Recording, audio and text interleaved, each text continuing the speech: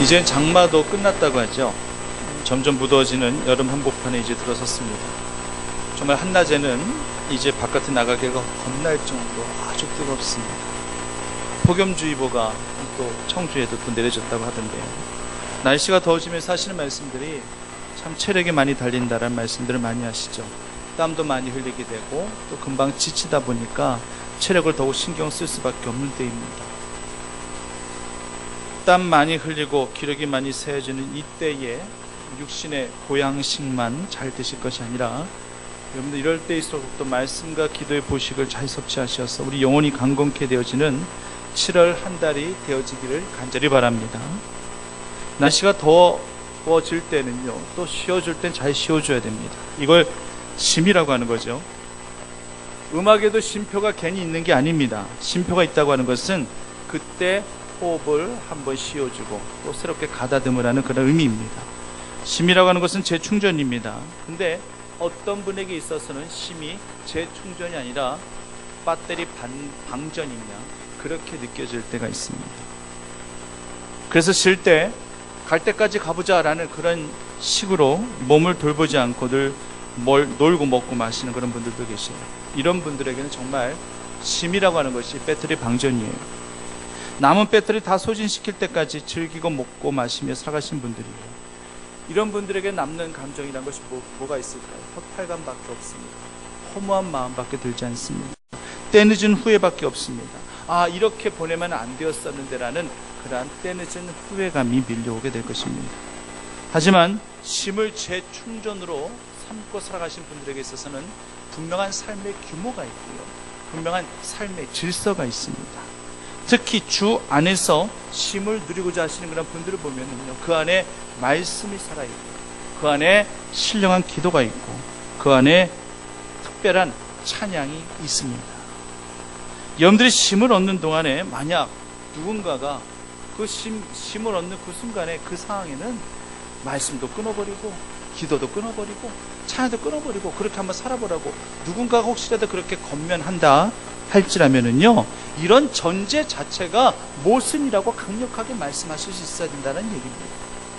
내가 하나님의 영을 가진 자로서 기도가 내 영혼의 호흡인데 어떻게 기도를 끊고 살 수 있냐고. 아니, 말씀과 찬양을 끊고 그거 다 끊어버리면 나는 껍데기밖에 남지 않는데 어떻게 말씀과 기도와 찬양, 예배를 끊어버리고 내가 살 수 있느냐. 그건 전제 자체가 잘못됐다라고 그렇게 강력하게 말씀하실 수 있어야 된다고 하는 것입니다.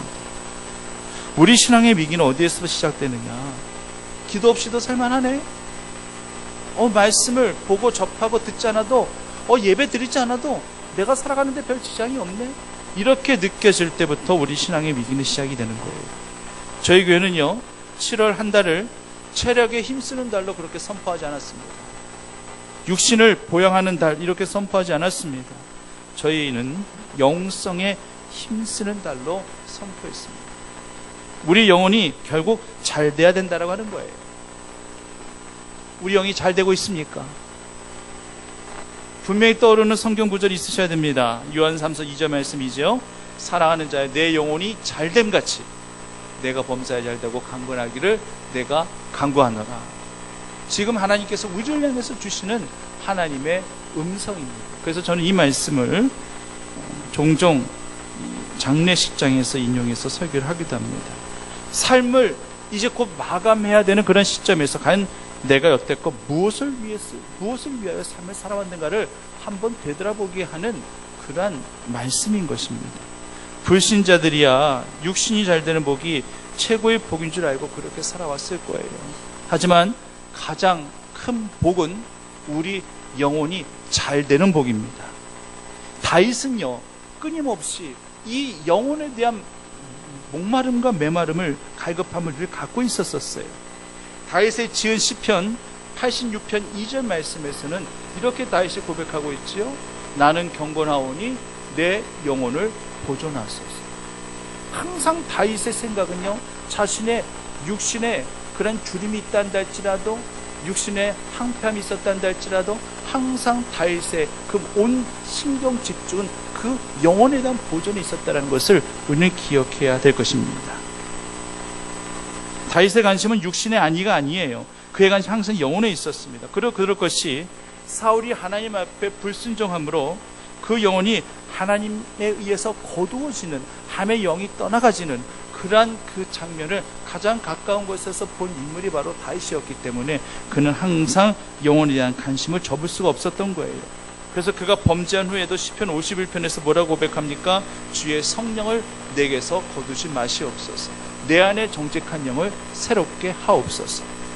항상 영혼에 대한 관심, 내 안에 있는 영이 정직한 영이 되게 해달라는 그런 간절한 그런 갈급함이 항상 다윗을 주장하고 있었던 것을 보게 됩니다.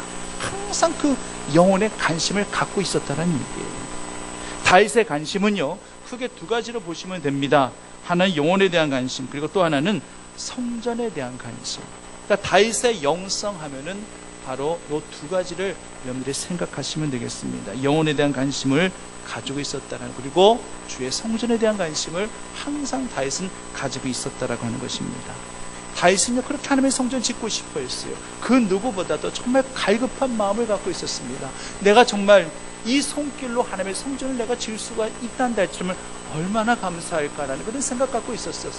모든 준비들이 다 마쳐졌습니다. 그 성전을 짓기에 필요한 그 모든 자재들, 그 모든 인력, 물질, 장비까지 다, 모든 것들을 다 마련해 놓은 다윗이었습니다. 그런 것들은 전혀 문제가 되지 않았습니다. 하나님의 오케이 사인만 딱 떨어지게 되면은 당장이라도 하나님의 성전을 지을 수 있는 모든 완벽한 준비를 다 해놓은 상태였는데 하나님께서 오케이 사인을 내지 않았어요. 하나님께서 말 딱 막아버리시니까 성전 지을 수가 없었어요. 결국 그 아들 솔로몬 때 가서야 하나님께서 성전을 지으셨죠. 물론 내 아들이기 때문에, 내 아들의 대에 성전이 지어졌기 때문에 나름대로 또 위안을 얻을 수 있었겠습니다만, 정말로 다윗만큼, 솔로몬도 그렇지 않았어요. 다윗만큼 하나님의 성전을 사모하는 열정이 다윗 이상 된 사람이 없었거든요. 그렇기 때문에 다윗의 입장에서 본다는 할지라면 약간의 아쉬움을 분명히 가지고 있었을 것입니다. 오늘 본문에서도요, 하나님 임재의 상징, 하나님의 그 언약궤, 하나님의 지성소, 하나님의 성전이라고 볼 수 있는 이 하나님의 언약궤가 이제 다시금 되찾게 되었었을 때 그 누구보다도 기뻐하고 있는 이 다윗의 모습을 보게 됩니다. 선대한 사울은요, 통치 40년 동안 하나님이 이미 버린 그 왕의 자리를 인간적으로 지키려는 그런 노력만 했었던 것이지, 하나님을 섬기는 그런 신앙마저 다 잃어버리고, 그러므로 말미암아 하나님의 법궤를 기럇 여아림에 방치해 놓은 다음에 생각조차 관심조차 두지 않았었던 그런 사울이었습니다. 이에 반면에 다윗은 먼저 하나님을 생각하고 하나님의 이 언약궤를 빨리 되찾아와야 된다는 그런 항상 갈급함이 이 다윗에게는 있었던 것이었어요. 그리고 이제 결국에는 이 법궤를 찾아 이제 다시금 이제 이 이스라엘 경내에 이제 갖고 오게 되었는데, 저 멀리서 언약궤가 오는 모습을 보자마자 그냥 다윗은요, 이 기쁜 마음을 막 주체할 수가 없는 거예요. 너무나도 감격스러운 것입니다. 그 모습을 지켜보고 있었던 이스라엘 백성들도 다 같이 기뻐했어요. 그런데 그 중에 간혹 몇몇 사람들, 이런 사람도 있을 수 있었겠죠. 원래 언약궤 우리 거였는데 뭘 저렇게까지 좋아하나? 아니 뭐 기뻐하는 정도만 표현하면 됐지, 뭐 저런 식으로 저렇게 춤까지 추면서 왕이 채통이 있지. 이런 식으로, 이런 시각으로, 이런 관점으로 이 다윗의 행동을 보았다는 할지라면 아마 이 다윗의 기쁨에 함께 동화되기는 쉽지 않았을 것입니다. 절대 이해하지 못해요. 절대 같이 춤출 수 없었을 것입니다. 그래도 이스라엘 백성들 거의 대부분은요, 이 다윗의 기쁨을 이해했습니다. 다윗의 기쁨이 본인들의 기쁨이었고 이스라엘 민족 전체의 기쁨이었습니다. 그래서 같이 한호하면서 나팔을 불며 즐거워할 수 있었던 거예요. 결국은요, 이 모든 분위기 메이커 역할을 누가 했느냐? 다윗이 한 거예요. 그런데 이스라엘 백성들 보라고 한 거 아니에요. 이스라엘 백성들 사람 무식해서 이렇게 한 거 절대 아닙니다. 이스라엘 백성들 흥 북돋아 주려고 그들 의식해서 이렇게 춤추며 기뻐한 거 절대 아닙니다. 오늘 본문의 14절 말씀에도 언급하고 있지만 여호와 앞에서 힘을 다하여 춤추었다라고 얘기합니다. 누구 앞에서요? 여호와 앞에서요. 사람 앞에서 아니에요. 하나님 앞에서 힘을 다해 춤을 췄다고 얘기합니다. 우리가요, 사람 한 번 의식하기 시작한다 할지라면은요, 우리의 행동에 제약이 따릅니다. 내 행동에, 내 말에 저 사람이 어떻게 반응할까, 이거 생각하기 시작하면은요, 사람 눈치 보기 바빠요. 사람 의식하다가 정말 해야 될 것들을 하지 못하고, 표현해야 될 것들을 표현조차 하지 못하고 그냥 스스로 사겨버리는 그러한 경우들이 우리 인간관계상 굉장히 많이 있을 수 있습니다. 여러분들, 축구를 하는데 골을 넣은 선수가 그냥 가만히 있는 거 보셨어요? 골을 넣어도 세레머니 없이, 기쁨과 감격의 표현 없이 그냥 가만히 있단다 할지라면 아마 그 선수는 필히 승부욕도 없는 선수이고 의욕도 없는 선수일 거예요. 골을 넣었다 한다 할지라면 단히 어떤 방법으로도 그 기쁨과 감격을 표현하게 되어져 있습니다. 어떤 선수들은요, 마구 춤을 춥니다. 저기 남미 쪽 선수들 보면은요, 골을 넣으면은요, 막 이 남미 쪽 이 특유의 춤을 춰요. 그게 세레모니예요. 축구 경기 하나만으로도 온 민족을 들뜨게 할 수 있는 거예요. 사람을 춤추게 만들 수 있는 거예요. 그게 하나도 이상하지가 않습니다. 그런데 지금 다윗은요, 하나님의 언약궤를 보고 춤을 추고 있어요. 그리고 이스라엘 민족은 거기에 맞춰 나팔을 불며 같이 기뻐하고 환호하고 있습니다. 그런데 유독 단 한 사람만이 다윗에게 불만을 품고 있어요. 다윗의 이 같은 행동 마음에 들어하지 않습니다. 바로 다윗의 아내이자 사울의 딸이었던 미갈이었어요. 미갈은 지금요, 언약궤가 돌아온 거에 대한 전혀 관심이 없어요. 언약궤에 대한 관심이 없다 보니까 기쁨이 뭐가 있어요? 감격이 뭐가 있을 수 있겠습니까? 당연히 자신의 주관 자기네 관점에서는 저렇게까지 왕이 춤추며 뛰노는 거 이해할 수가 없어요. 성경 보니까 미갈은요, 마음속으로 심중에 뭐라고 생각했냐, 업심여겼다라고까지 그렇게 오늘 성경 본문에서 표현하고 있습니다. 다윗 같은 행동을 업심여기고 있어요. 지금 이 사울의 딸 미갈이, 아내이자 이 미갈이 그렇습니다. 그러니까 그가 보는 것은 뭐예요? 경망스럽게 춤추고 있는 다윗의 모습밖에 보이지 않습니다. 채통머리 없이 춤추고 있는 그러한 다윗의 모습밖에 보이지 않아요. 다윗이 춤을 추다가 너무 기쁜 나머지 몸을 드러내놓고 춤을 춘 것 같아요. 입고 있던 배옷까지 벗고 그렇게 춤을 춘 것 같습니다. 미갈에게 있어서 다윗의 이런 모습이 어떻게 여겨졌는가, 한 단어로 표현할까요? 미갈에게 있어서 이런 다윗의 행동 한마디로 표현하면요, 추태예요. 왕의 품이 다 잃어버리고 벗은 몸으로 춤까지 추는 그런 다윗의 모습, 미갈에게 있어서는 추태로밖에 안 보입니다. 솔직히 얘기할게요. 솔직히 우리가 한번 생각해보죠. 다윗의 이 같은 모습, 벗은 몸으로 그렇게 춤까지 추는 그런 다윗의 이 같은 모습, 솔직히 덕스럽지는 않습니다. 솔직히 거룩이나 경건 같은 그러한 모습은 찾아보기 힘듭니다. 미갈의 관점에서 본다면 다윗의 같은 행동이 어쩌면 허물일 수도 있어요. 다윗의 허물일 수도 있어요. 만약 미갈이 그렇게 생각했었단다 할지라면, 그렇단다 할지라면 미갈은 어떻게 행동을 하는 게 맞았을까요? 미갈은요, 다윗의 이 같은 행동이 다윗의 허물과 같이 느껴졌다면 옷을 가져가든지 아니면 이불을 가져갔으라도 다윗의 벗은 몸을 가려 주었어야만 했는 거예요. 이게 마땅한 것입니다. 노아의 세 아들 가운데 생감과 야벳, 이 세 아들 가운데 두 번째 아들 함이 저주를 받았습니다. 왜 저주를 받았는지 아시죠? 노아가 농사를 시작했어요. 포도나무를 심었습니다. 그리고 그의 결실을 거뒀습니다.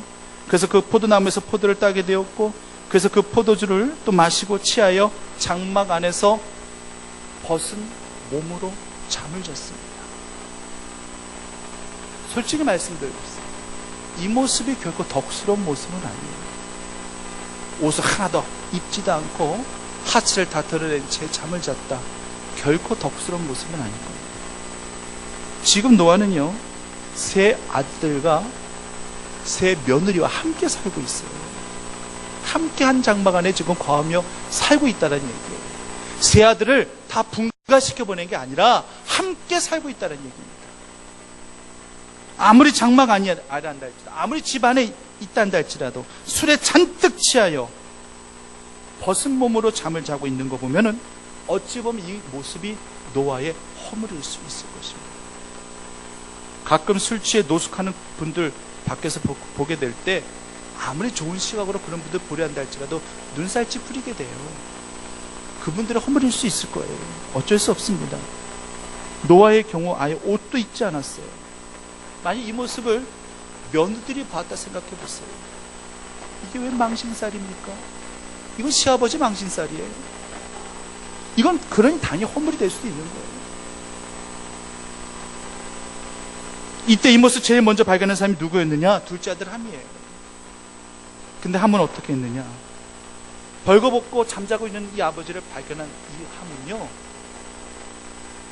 그 즉시 밖에 나가 형하고 동생이 이 사실을 알립니다. 사실 그대로를 알렸겠죠. 근데 어떤 뉘앙스를 알렸을까요? 부정적인 뉘앙스를 알렸을까요? 형, 동생, 내가 집에 가보니까 지금 아버지가 아무것도 안 입고 술에 잔뜩 취한 채 지금 저렇게 널브러져 있어. 아, 정말 창피해가지고. 이런 식으로 분명히 부정적인 얘기였어요.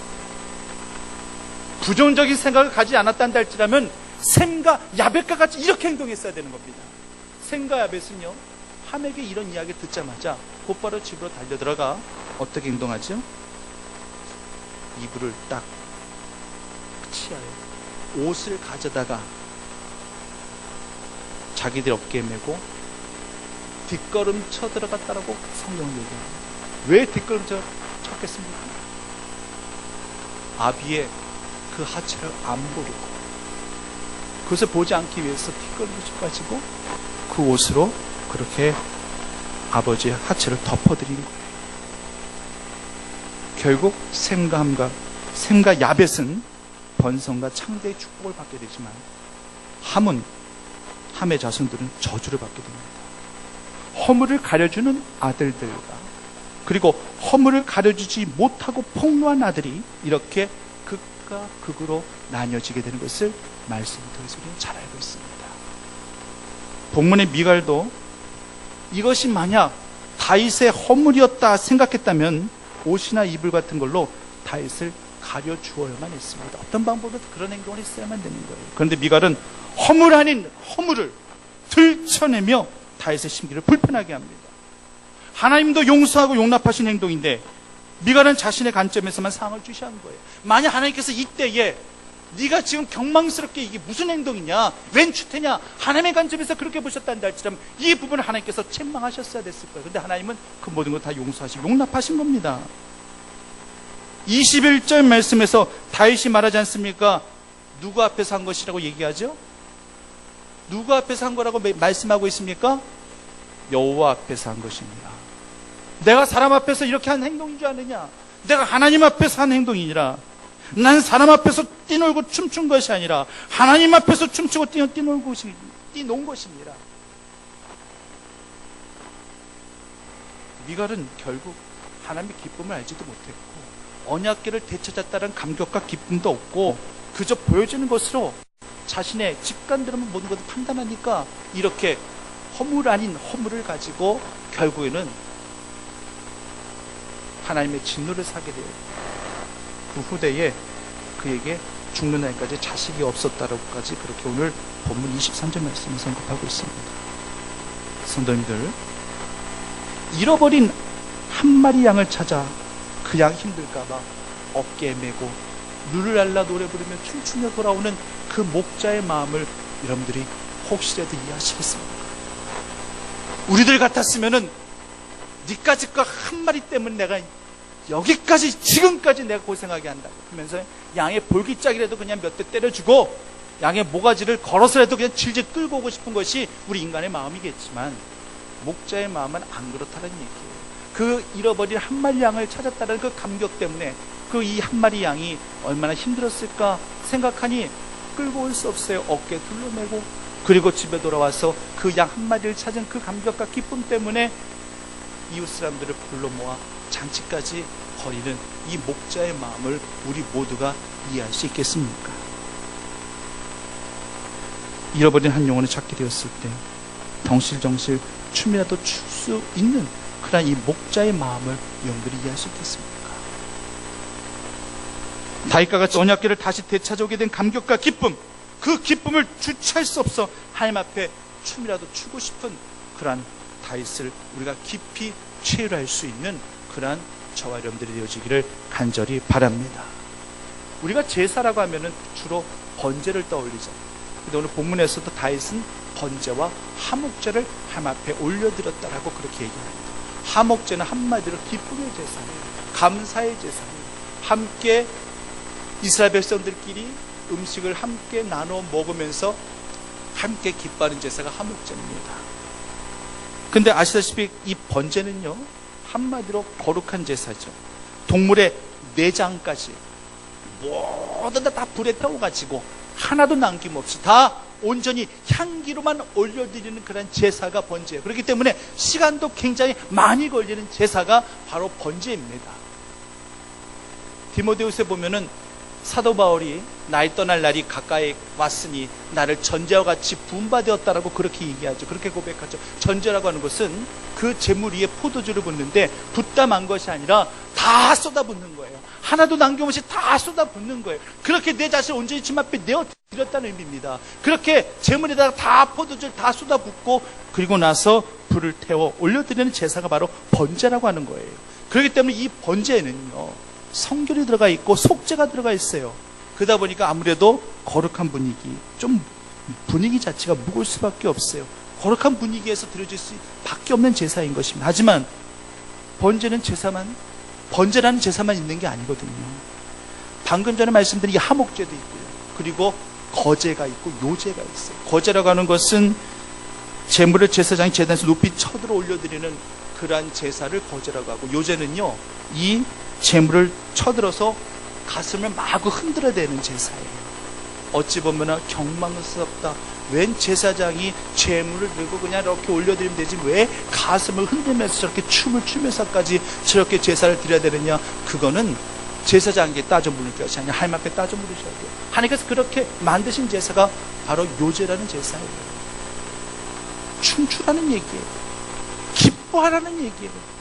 하나님 앞에 제물로 올려드릴 때에 기쁨과 감격을 가지고 정말 가슴을 흔들어내면서 춤출 수 있는 그러한 신령한 기쁨이 과연 너희들에게 있느냐?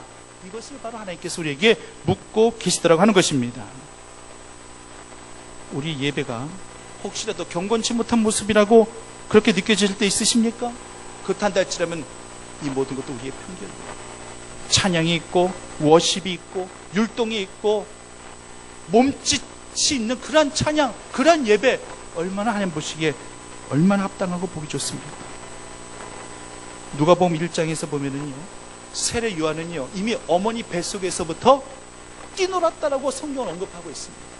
이미 세례 요한은요 이미 어머니 뱃속에서부터, 어머니 엘리사벳 뱃속에서부터 성령 충만한 그러한 태아였다라고 성경 고백합니다. 성령 충만한 아이는 가만히 있을 수가 없어요. 이미 어머니 모태에서부터 뛰놀입니다. 춤추며 찬양했다라고 하는 것입니다. 설교도요, 얌전하기만 하는 설교가 정말 거룩한 설교가 아니에요. 때는 좀 푼수같이 보인단다 할지라도, 조금의 퍼포먼스가 좀 있단다 할지라도, 그건 보이기 위한, 인간 보이기 위한 쇼가 아니라 정말 말씀을 전하는 자의 감격과 기쁨이며, 정말 이 온 전신 몸짓을 다 해서라도 주님 앞에 온전히 올려드리고자 하는 그러한 예배 산 제사임을 성도님들이 기억하셔야 될 것입니다. 다윗은 이런 배옷 같은 거 입고도 덩실덩실 춤을 췄어요. 아예 그냥 옷까지 다 벗어내놓고 그렇게 춤까지 췄어요. 경망스럽게 저게 무슨 짓이냐. 그런 관점에서 보는 자 있을 겁니다. 설교를 할 때에 뭐 저렇게 과도하게 액션을 취하면서 저렇게 춤까지 추면서 저렇게 설교를 해야만 될 것이냐. 그냥 말로만 해도 다 알아듣는데, 이런 관점 갖고 있는 이 모든 편견 속에서 우리는 다 벗어나야 된다고 하는 거예요. 그게 허물이 될 수 없습니다. 다윗은 일국의 왕이에요. 왜 왕으로서의 채통이나 체면이 없겠습니까? 그러나 그것이 무슨 소용이 있겠어요? 하나님의 법궤 앞에서 기쁨이 가득하여 왕관은 이미 다 벗어놓은 것이고 에봇은 다 벗겨지는 것입니다. 정말 하나님을 진실되이 찬양하고 송축하며 기뻐하며 춤추며 주님 앞에 올려드리기 위해서는 우리의 모든 가식의 이 모든 완강과 이 모든 체면의 이 모든 애봇, 이 겉옷까지 다 벗어놓고 주님을 찬미할 수 있을 정도 여러분들의 그런 신앙이 되어지기를 간절히 바랍니다. 건의의 왕관, 외식의 애봇 다 벗어놓으세요. 다 벗어놓고 하나님 앞에 춤추세요. 그렇게 기뻐하세요. 이게 바로 살아있는 신앙입니다. 주부들이 밥하실 때도 춤추시면서 밥하세요. 흥얼흥얼거리시면서 찬양에 맞춰서 또 리듬도 살려가시면서 그렇게 춤추시면서 하나님의 은혜 앞에 그렇게 살림도 하시고 걸어가실 때도 춤추시면서 걸어가시고 그렇게 정말 역동적으로 그렇게 신앙생활을 해나가시면서 삶을 사시기를 바랍니다. 운동하실 때도 어떤 분들은 몸을 흔들어가면서 운동하잖아요. 그분이 건강한 분이에요. 몸을 마구 흔들어가면서 뛰면서 그렇게 운동하신 분들이 그런 분들의 건강한 분이라는 얘기예요. 우리 영이 건강하기 위해서는 우리 영도 그렇게 기뻐 뛰며 찬양하는 그런 모습으로 주님 앞에 비춰져야 된다고 하는 것입니다. 이제 말씀 마무리합니다. 우리 모두가 다 허물들을 다 가지고 있어요. 근데요, 인간이 바라볼 땐 그것이 마치 허물이 되어질 수 있단다 할지라도 하나님이 바라보실 때는 한낱 티끌에 불과한 것일 수 있어요. 또 반대로 인간이 바라볼 땐 내 눈에 티끌같이 그렇게 보여질 수 있단다 할지라도 하나님 바라보실 때는 내 눈에 들보가 될 수 있습니다. 그렇기 때문에 결코 우리가 쉽게 판단해서는 안 된다고 하는 거예요. 춤추며 기뻐할 수 있는 건 사람 의식할 때는 힘듭니다. 인간이기 때문에 인간 의식 안 할 수 없겠지만 지금 이 순간만큼은 내가 하나님을 온전히 기뻐해야 되는 순간이라고 생각하실 때는 절대 위축되지 마시고 마음껏 주님을 위해서 다윗과 같이 발산하실 수 있는 주의 성도들이 되시기를 간절히 바랍니다. 춤추며 노래하며 찬양하며 하나님을 높여드릴 수 있는 신앙이 가능할 때에 우리도 이 무더운 여름을 영성으로 극복해 나갈 수 있게 될 것입니다. 나의 모든 허물을 도말하시고 덮어주시는 하나님을 언제나 기뻐하며 춤추며 찬양하며 영화롭게 드릴 수 있는 주의 성도들이 다 되시기만을 간절히 축원합니다. 사역사신 아버지 하나님, 기뻐 뛰며 춤추며 찬양하는 저희들 되게 인도하여 주시옵소서. 허물 아닌 허물을 마치 허물인 양 그렇게 참소하며 손깍질하는 미갈과 같은 자의 편에 서지 아니하게 인도하여 주시옵시고 다윗의 기쁨이 주님의 기쁨이며 그 모든 기쁨에 함께 즐거워하며 함께 춤추며 찬양하며 함께 손맛 붙잡고 나아가는 주의 성도들이 다 되어질 수 있도록 인도하여 주시옵소서. 예수님의 이름으로 기도드립니다.